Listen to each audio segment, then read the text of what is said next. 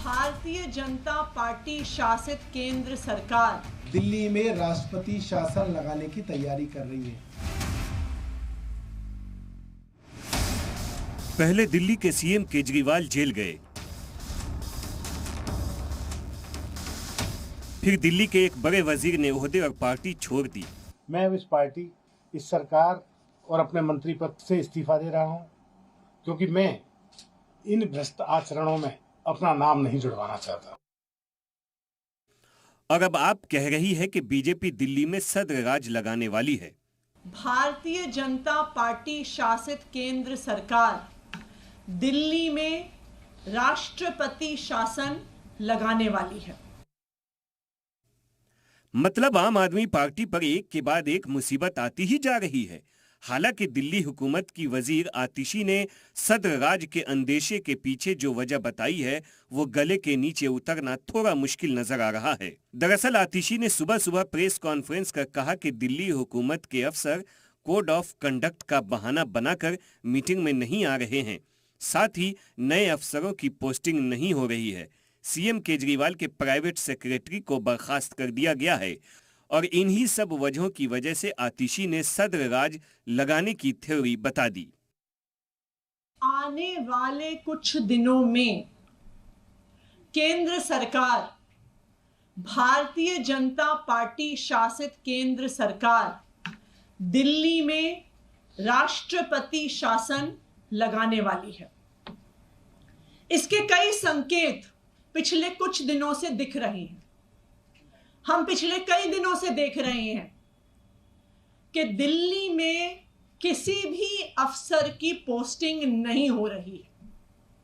जो आईएएस अफसर हैं उनकी पोस्टिंग एमएचए द्वारा कंट्रोल्ड होती है, लेकिन पिछले कई महीनों से किसी भी सीनियर आईएएस अफसर की पोस्टिंग दिल्ली में नहीं हुई। आम आदमी पार्टी का कहना है कि बीजेपी दिल्ली में केजरीवाल को हरा नहीं सकती, इसलिए हुकूमत गिराने का नया नया हथकंडा अपना रही है। आतिशी के इन इल्जामात पर बीजेपी के रियासती सदर वीरेंद्र सचदेवा मैदान में आए और पूछा कि क्या दिल्ली की अक्सरियत वाली पार्टी के सारे एमएलए छोड़कर जा रहे हैं जो उन्हें हुकूमत गिरने का डर सता रहा है। इस तरह से आतिशी मालविया ने आज एक और झूठ बोला है, मनगढ़ंत कहानी रची है। मैं उनसे सिर्फ एक ही सवाल पूछना चाहता हूँ, दिल्ली में आपके पास 60 से ज़्यादा विधायक हैं, तो आपको राष्ट्रपति शासन का डर क्यों सता रहा है? क्या आपके विधायक आपके संपर्क में नहीं है? क्या आपके विधायक आपका विश्वास खो चुके हैं?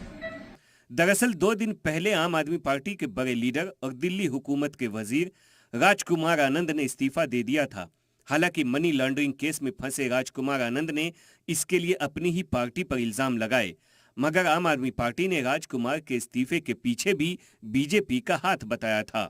आम आदमी पार्टी का जन्म ही भ्रष्टाचार के खिलाफ आंदोलन से हुआ था, लेकिन आज ये पार्टी खुद भ्रष्टाचार के दलदल में फंस चुकी है। मेरे लिए मंत्री पद पर रहकर इस सरकार में काम करना असहज हो गया है।